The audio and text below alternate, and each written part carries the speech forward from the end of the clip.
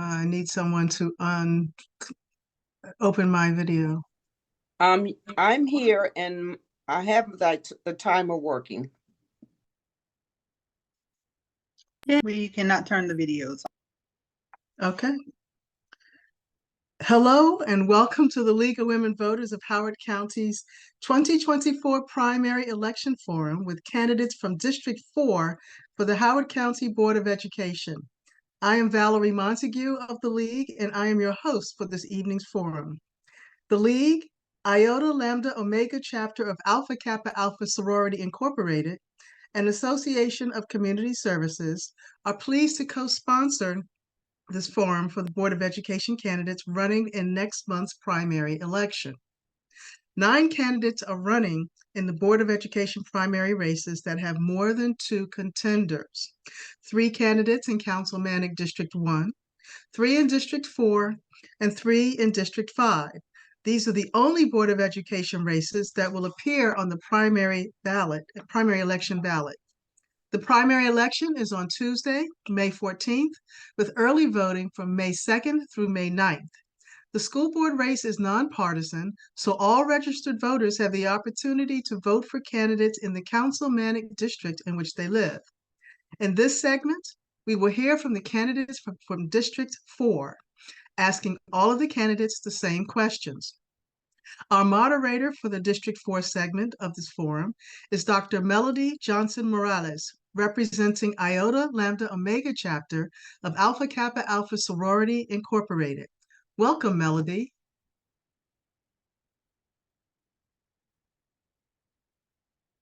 Is Melody unmuted?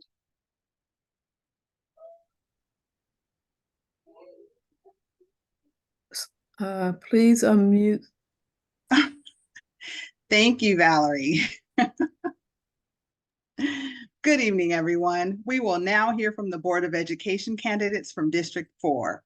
Each candidate will have up to 90 seconds for opening remarks that will explain how their skills and experience prepare them for the duties of the Board of Education. Candidates, there will be a timer at the top of the screen, and I will let you know when the time is up. We will begin with Mr. Hiruy Hagdu.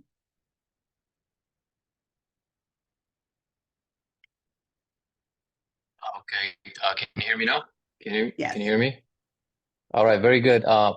Thank you to the League of Women Voters, the Association of Community Services, and Alpha Kappa Alpha Sorority for hosting this forum. My name is Hiruy Hagdu. I'm running for Board of Education in District 4 to advocate for a truly inclusive school system that protects the well-being of all children. I want every school to be to help deliver a quality education to help every child perform at their highest potential. I have a 2-year-old and a 4-year-old that will be going into the school system. I believe I'm actually the only candidate in this race with children going into the school system. I am worried for I'm worried for my kids in terms of the state of the school system, but I'm also worried about children who may not have support systems at home, and we have a lot of them in Howard County, and because of the decline in resources, schools are not being fully funded. They will be the hardest hit. So I think we need to advocate and demand for full funding and continued increase of level of service. Thank you. Thank you, Mr. Hagdu. Next, we will hear from Julie Kaplan. Thank you all for having me. I appreciate the opportunity to talk a little bit more. I would love to start. I know I won't be able to see these until the end, but if you wouldn't mind just dropping one word or one emoji telling me how you currently feel about the leadership of the current Board of Education, that would be, great feedback for me. I'm running, I moved to Howard County 29 years ago, as a newlywed, and we moved to Howard County because we valued the school system. And we brought up 2 boys, and they went to Fulton Elementary, Limekiln Middle School, and Reservoir High School, and they had a wonderful experience. And you asked about my experience. So I've been in executive leadership roles for over 10 years. And my skill in particular is navigating difficult financial circumstances at times of transformation. So this seems to be, my skills seem to line up with what the county needs right now, which is someone who knows how to manage a budget carefully while navigating very difficult circumstances to elevate the level of service that the schools provide to all of our children. And when I say all of our children, I mean every single child who enters a Howard County public school should be served. Thank you, Ms. Kaplan. We will now hear from Jen Mallo. Hi, thank you so much for having me here today. I'm Jen Mallo. I have lived in Howard County for 34 years. I have been on the Board of Education for 6 years and currently serve as its chair. Prior to coming on the board, I worked for 20 years in, I came in with an education background, whether it was work or advocacy or just experience. I'm very experienced in policy and at this point, legislation, passing budgets. So I really don't need the online training that others might need coming onto the board. I have a Bachelor's of Arts in Economics and East Asian Studies, a Master's in East Asian Studies, and I recently completed a certificate in Education Finance from Georgetown University. My children have gone to Swansfield, Harper's Choice, and Wild Lake, and have graduated a couple years back. And in my spare time, I run a food program for food insecure youth, where we provide weekend food packs to children in one of our local elementary schools. And I bring this up to really emphasize the point that I'm very connected with the schools in our system, the schools in our district, and have the background in education to really put my skills and knowledge to use, making our school system better and better. And again, I look forward to having your vote on May 14th, and my name is Jen Mallo. Thank you, Ms. Mallo, and thank you all for introducing yourselves.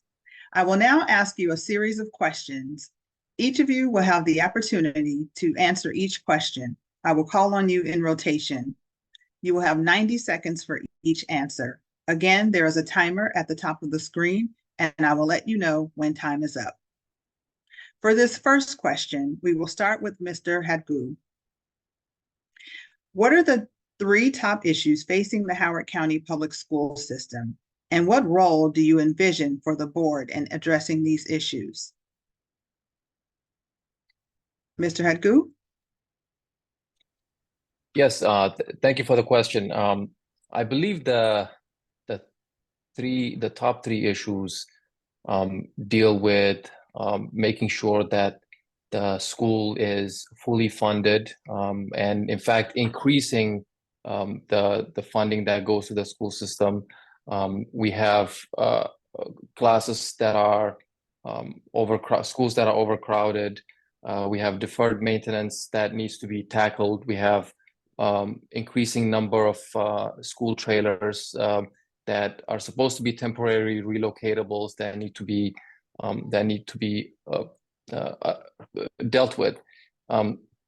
Another issue is, I think, this is just not unique to Howard County, but just in general, the teacher burnout. That's a crisis pervading the nation. We need to do something about that.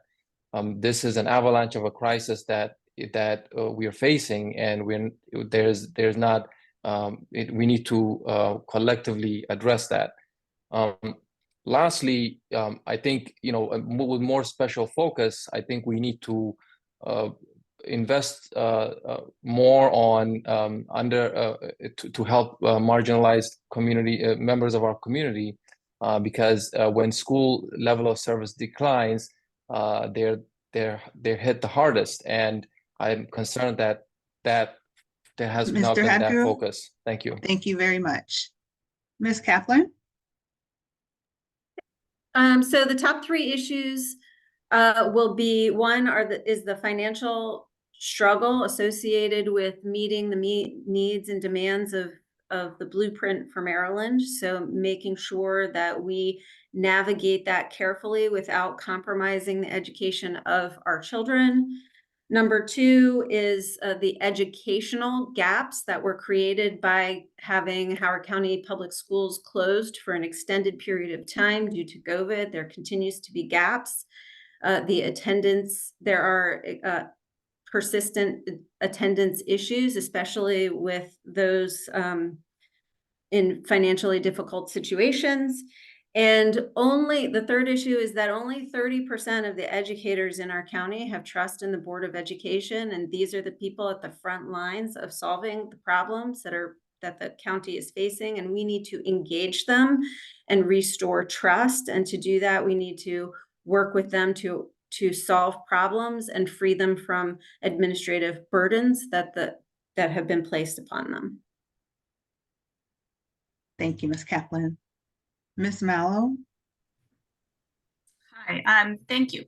The top three issues that I'd like to speak to is COVID recovery, blueprint opportunities, and teacher retention and recruitment. So first off, with COVID recovery, we see academic gaps, we see social and behavioral gaps, and what we can do as a board is we have adopted 5 measures that matter. And those 5 measures are reading by 3rd grade, being on track in middle school math in order to be able to complete high school algebra 2, which is the state requirement, being on track for graduation for college and career readiness by 9th grade. Then the last 2 are attendance and the, I just blanked on the last one.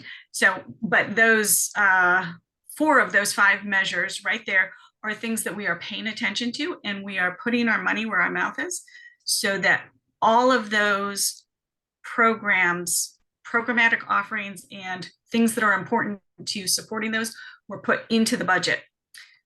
We have an opportunity with the blueprint to fund pre-K. This is the #1 thing that we know that works.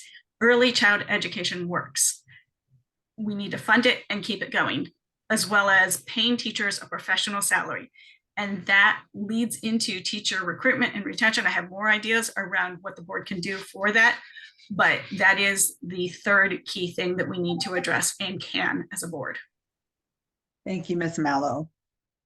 For this next question, I'm going to ask you, Ms. Kaplan, to start first. How will you ensure that our schools are welcoming and inclusive environments for students, families, and staff from all backgrounds? I love this question. It's unfortunate that right now, according to the school climate study, it is not a welcome environment, especially at the middle and high school levels, and I'm disheartened to see that. So I do think it's good that we are tracking those metrics, and then we need to dig into the issues at each school level, because I suspect that the communities that feed each school have different issues. And it's not a county-wide blanket solution that's easy to make. So I'd like to see us engage the students. I'd like to see us engage the community, and then come up with and pilot interventions that work. And then once we identify interventions that work, iterate those and make them better before spreading them more broadly.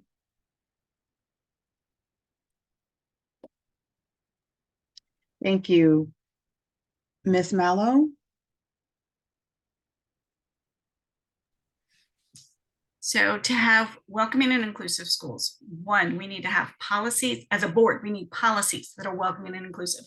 That means things like being supportive of our LGBTQ plus IA students and staff. That means having support for DEI work, particularly to support minorities, whether it be to stop Asian hate in our community, standing up against Islamophobia, anti-Semitism, as well as, again, support for LGBTQ community and standing up to the communities, the small vocal minority communities that would like to either whitewash our American history into not telling the truth about racism, or those same communities that want to erase our LGBTQ youth. So from the board side, we need to be supportive in the budget for all of those things, as well as putting in place mental health supports, as well as having safe and secure campuses. And then the final thing that I would bring up that we need to do is we really need to make sure that our policies and procedures don't put barriers in front of our students where they cannot access their education because they are not included. And policy is one of the #1 things that the board does and can affect. So that's where we need to work. Thank you, Ms. Mallo. And Mr. Hagdu. Thank you. I think at the core of that, the first thing is that the children should see themselves in those who teach them. So that means, we need to be really focused on hiring more teachers of color to ensure that the school system is truly diverse and representative of the community. Another thing is to ensure that our curriculum, to ensure that the academic freedom exists, that to provide true history, true U.S. history, to talk about various parts of the country's history in terms of whether it's the Native American genocide, whether it's the whether it's slavery. It needs to be discussed in a very open and unvarnished way. And our policies should also be applied in very consistent ways. Of course, the most recent example of that lack of application is the school system's censorship of school children when they protested against the Gaza genocide. So we need to make sure that all of that is applied. Thank you. Thank you, Mr. Hagdu. And for this next question, we are going to ask Ms. Mallo to respond. How would you promote a school culture that expects all students to excel academically and accepts that they have the ability to do so? Could you repeat the question so I make sure that I answer both parts? Yes, of course. How would you promote a school culture that expects all students to excel academically and accepts that they have the ability to do so? Thank you so much. So when we're talking about school culture, one of the #1 things that we can do as a board is really talk from the bully pulpit. And our bully pulpit, when we're talking about building a culture, we know that we need to encourage our leaders and in the schoolhouse, as well as our superintendent, as well as the students, to really emphasize that students can academically succeed. So I'm going to give you an example of where I think they're doing it well. At Wild Lake High School, they encourage each and every child to take a challenge class, one class above the current level where they are now. And they do that so that students who may not have traditionally been in accelerated classes may move up a level and see that they can do it. So when we talk about building this culture, it really comes from paying attention to our students and student voice, listening to them and encouraging them, but making sure that the educators are not using unconscious bias or anything like that to hold back students from excelling, from meeting that culture, meeting those academic standards at the next highest level. And I think these are great predictors of success later after high school, and we can be building it today. Thank you, Ms. Mallo. Mr. Hagdu. Yeah, I think this is a very important question. I believe one major impediment that exists to ensure that this expectation is set to every child is actually the lack of advocacy, that the source of the lack of advocacy. I'm concerned that there is a perspective that there are certain members of our community who value education more than others, and I've heard it from when I spoke to certain voters, and that's I vehemently disagree with that. But I do believe that that view perhaps affects how people advocate, how county leaders advocate, and so we need to tackle that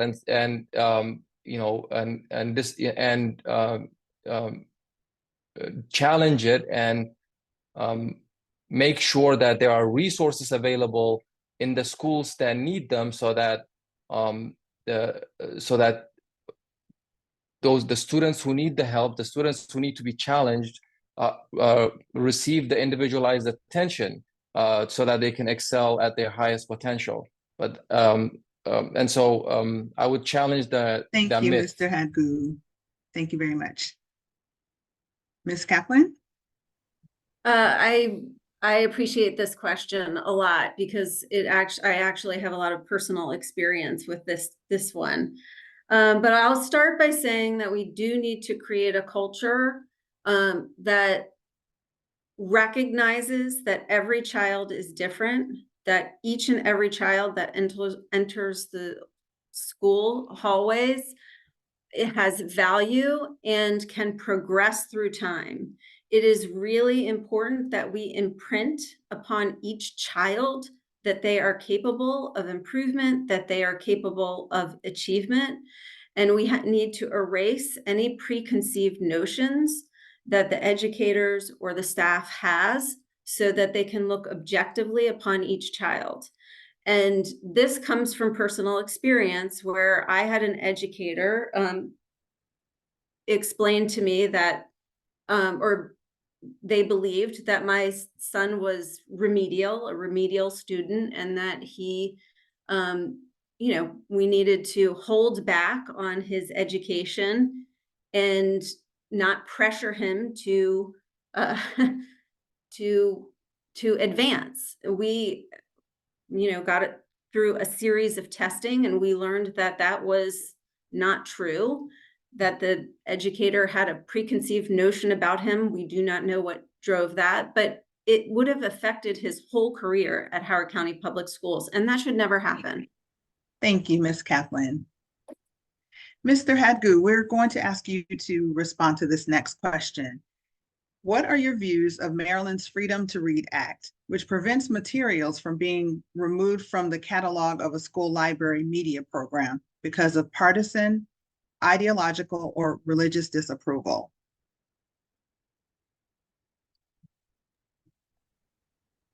I support that.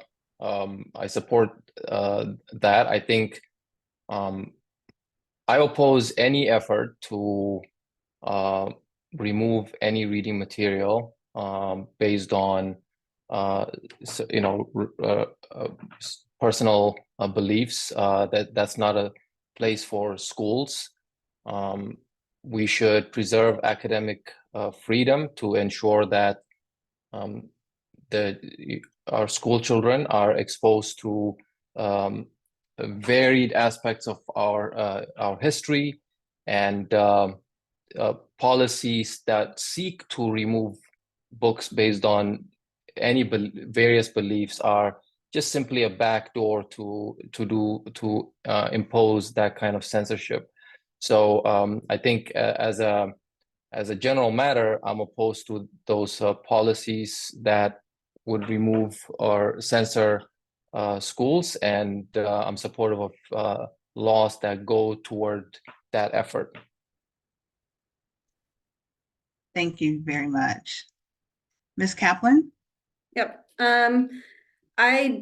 I think educators are, I'm fully supportive of laws that keep the educators' selection of books intact. So I think the educators are in the best position and have the right expertise to select the appropriate books for the curriculum, to select the appropriate content for the media.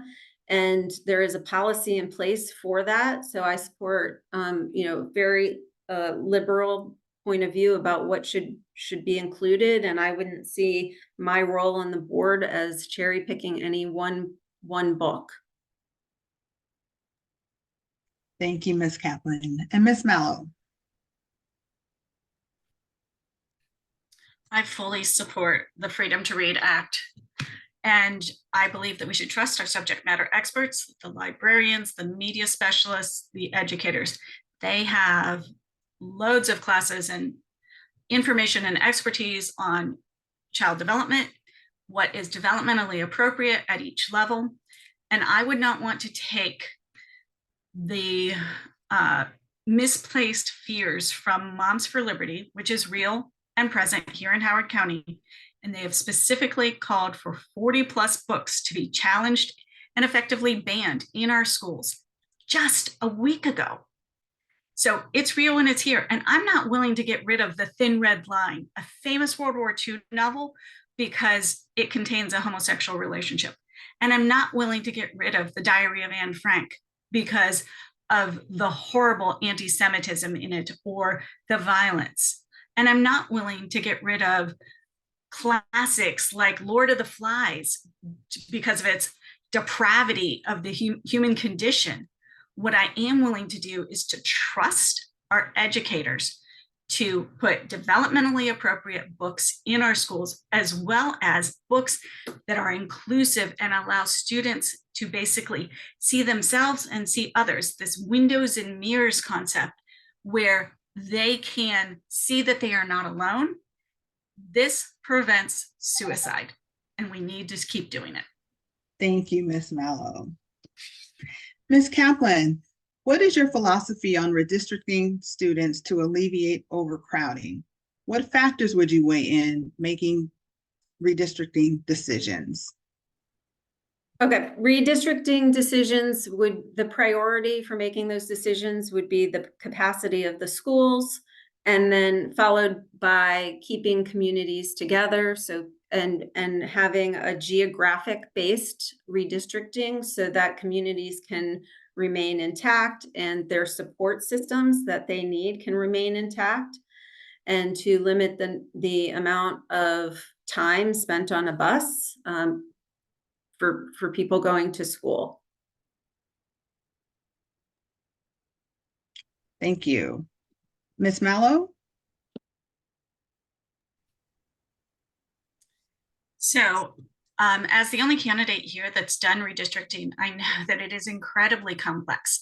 I've been through 2 redistrictings, and in both cases, both in 2019 and in 2021, preparing for the 2023 school year, where we opened Guilford Park High School, capacity was always my starting point. And sometimes that capacity, moving students out of an overcapacity school to a less enrolled school or the nearest school where we could put them, then triggered subsequent moves. But that always began with capacity. And then from there, I believe in balancing the factors across the multiple categories outlined in the policy. One of the key things is to always follow the policy and to use it as a structure, because when one is challenged, you need to be able to say, this is why we did it and how we did it. And those other factors were used in balance, trying to make sure that our undercapacity schools and overcapacity schools were balanced throughout the county. And one of the reasons you do that is so that you can continue to get funding from the state agencies, because they will not fund if you do not balance capacity across the school system, across the seats that you've already have and already invested in. And that is how I will continue to work. Thank you, Ms. Mallo. Mr. Hagdu. Yes, thank you. I'm concerned that in Howard County, redistricting is usually done to benefit residential developers.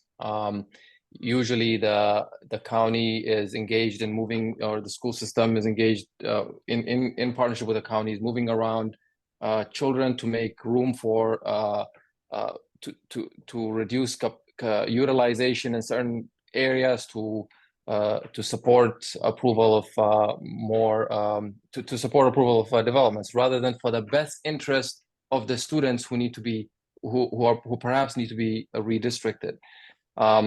And so I think as a fundamentally, redistricting should be made to benefit the school children, not for any other purpose. And so that's where I would start.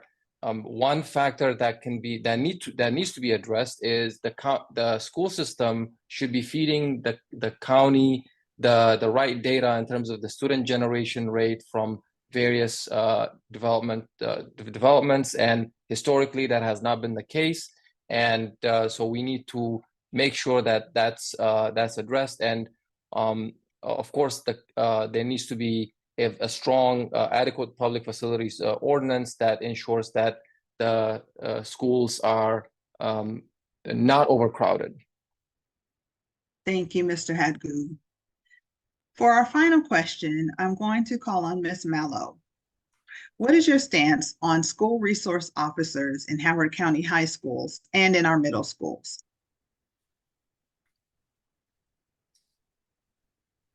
Sure, I'm happy to answer that question. So we currently have a school resource officer and a security officer in every single one of our high schools. We do not have any school resource officers in our middle schools. And the reason that we do not have school resource officers in our middle schools is really twofold. One, when we realized that the reason there were school resource officers in our middle schools, they were at the schools with the Black and brown students with the highest population. That is just, it's a bias that we couldn't tolerate. As well, when we find that there are school resource officers in our middle schools, it often leads to over-policing of juvenile behavior. And I don't know about you, but when I grew up, we could do things that were juvenile behavior. Maybe it would involve throwing a water balloon or something like that. And today, that kind of juvenile behavior, if there's over-policing, it leads to problems within our students' participation in school. The minute a student is suspended for what may be juvenile behavior, their increase in the likelihood that they complete high school lowers. The odds that they go to prison increase. We cannot have that. Thank you, Ms. Mallo. Mr. Hagdu? School resource officers are programs that are implemented when our community fails to make the proper investment in the schools.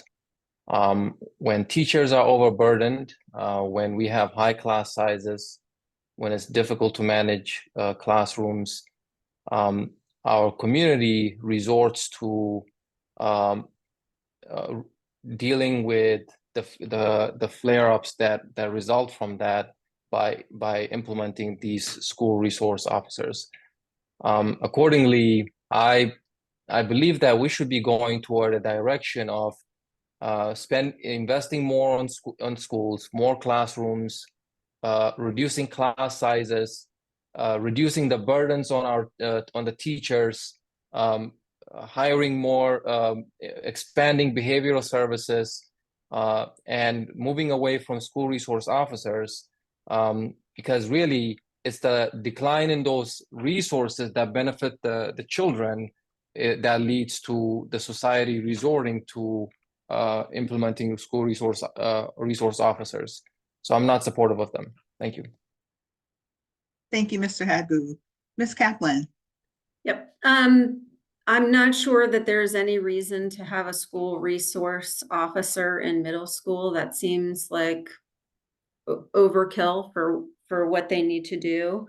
There is a case to be made for having the appropriately skilled school resource officers in each high school as they are now. The issue is that not all of them have the appropriate skills for that job. So we do need to make sure that they are held accountable for doing the job that they are intended to do, which is not to police the students, but to ensure that the students have a safe environment. Thank you, Ms. Kaplan, and thank you all for responding to our questions. Now, each of you will have 1 minute to make a closing statement for the voters. We will start with Mr. Hagdu. Thank you, Ms. Johnson Morales, for moderating this. It's of course a privilege to be able to participate and to run for this role.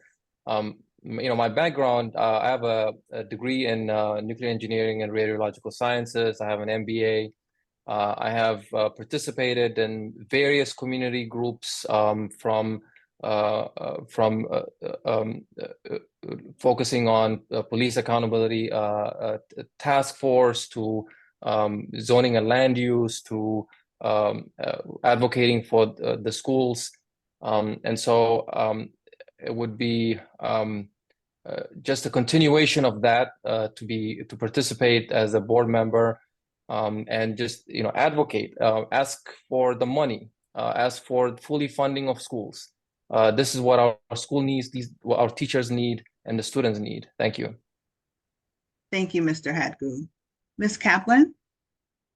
Thank you so much for having me here today. I really appreciate the time that you have spent to provide us with thoughtful questions and to bring a group of people together. I appreciate that. I'd like to see us focus on restoring the physical and psychological safety of the school so every student can arrive at school and feel like they're in an environment that's safe and comfortable for learning. I'd like to restore financial responsibility. We spend over $19,000 a student, which is above, one of the top in the state of Maryland and higher than most in the country. I'd like to make sure that we're using every dollar wisely. And finally, we need to make sure that every student who is educated and enrolled in our schools lives up to the highest academic standards that they can. And we need to create an environment where that will happen. Vote for me. Thank you, Ms. Kaplan. Ms. Mallo? Thank you. Just to remind everyone, I'm Jen Mallo. I have 6 years on the Board of Education. Prior to being on the Board of Education, I have a background in education itself. I have taught adults. I've run a preschool. I've been a grant writer and a PTA president. I've been a policy expert and a policy reviewer. I am on the Maryland Association Boards of Education Legislative Chair. And on that committee, I serve you, the families and community of Howard County, by going and testifying in Annapolis, by advocating for our students, by advocating for our staff. And this is really important. I've also been endorsed by multiple organizations, one of which I'm really proud of is I am a gun safety endorsed by Moms Demand Action. And when we talk about the safety and security of our kids and know that they can reach their highest potential, I am the candidate for all children. Jen Mallo, and I hope to have your support. Thank you, Ms. Mallo. On behalf of the League of Women Voters, I want to thank the school board candidates from District 4 for sharing their views with us. This concludes the forum for District 4 candidates. The forum for District 5 will begin shortly. Thank you.